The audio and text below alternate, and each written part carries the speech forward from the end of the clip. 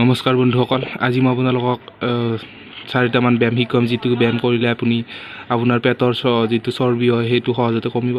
তো বলক আমি ভিডিঅ'টো আৰম্ভ কৰোঁ। প্ৰথমটো এক্সাৰচাইজ হৈছে এইটো।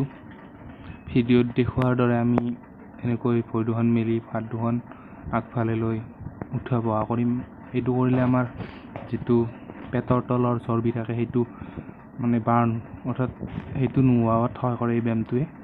তো এনেকুৱাকৈ আমি 10-12কৈ 3টা ছেট কৰিম। তাৰপিছত আমি 2 নম্বৰ এক্সাৰচাইজটোলৈ আগবাঢ়িছোঁ। 2 নম্বৰটো এক্সাৰচাইজ হৈছে ইয়াত ভিডিঅ'ত দেখুওৱাৰ দৰে এনেকৈ হাতখন আৰু ভৰিখন জঁপিয়াই তালি বজাম। তাৰপিছত 3 নম্বৰ এক্সাৰচাইজটো হৈছে এইটো।